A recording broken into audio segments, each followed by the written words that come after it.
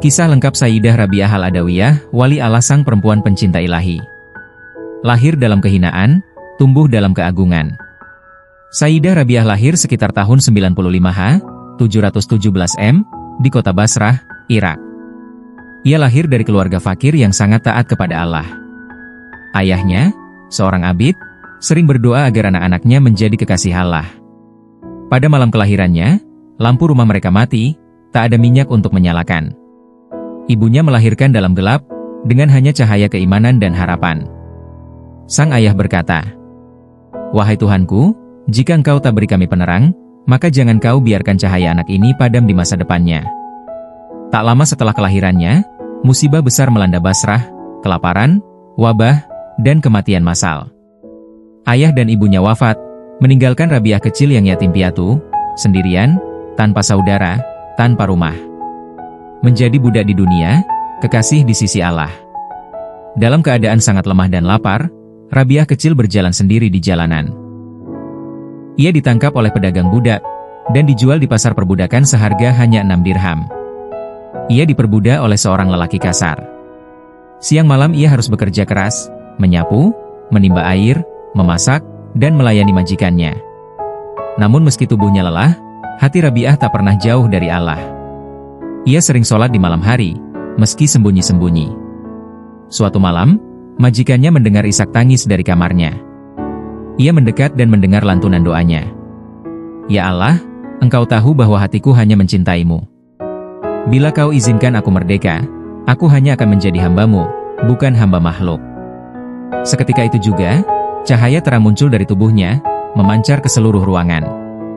Sang majikan gemetar ketakutan, lalu memohon ampun dan membebaskannya keesokan pagi. Cinta tanpa syarat, jalan sufi sang kekasih Allah. Setelah bebas, Rabi'ah memilih hidup dalam kefakiran. Ia tidak meminta pada siapapun.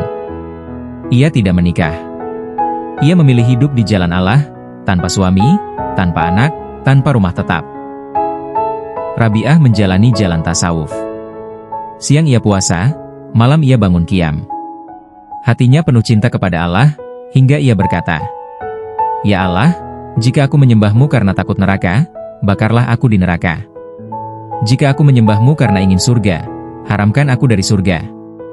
Tapi jika aku menyembah-Mu hanya karena Engkau Tuhanku, maka jangan palingkan wajah-Mu dariku." Rabi'ah bukanlah sufi biasa. Ia adalah kekasih Allah yang begitu lembut, tapi tegas. Ia menolak lamaran banyak lelaki syaleh dan bahkan para ulama besar.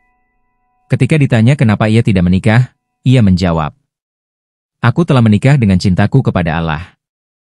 Tak ada tempat dalam hatiku untuk dua cinta." Karomah dan kata-kata yang menggetarkan. Obor dan air. Suatu hari, Rabi'ah berjalan di jalanan Basrah membawa obor di tangan kanan dan air di tangan kiri. Orang-orang bertanya, "Apa yang kau lakukan, wahai Rabi'ah?"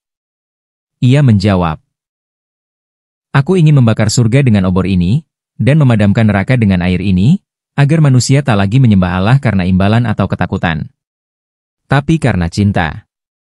Karamah di padang pasir.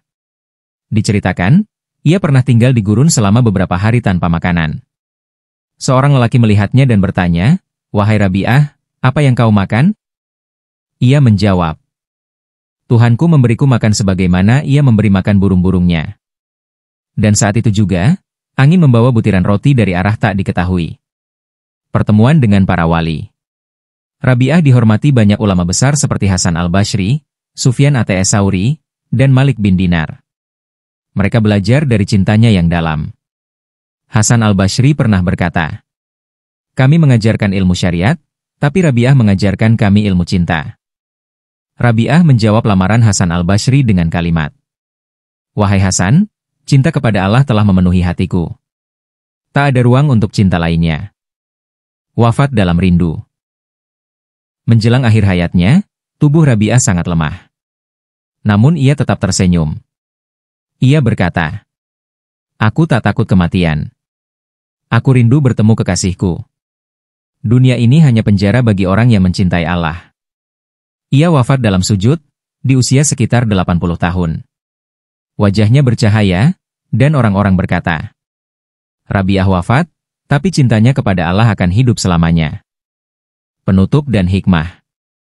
Kisah Rabi'ah Al-Adawiyah bukan sekadar kisah wanita sufi, tapi kisah manusia yang melepaskan segalanya demi satu tujuan, mencintai Allah sepenuhnya.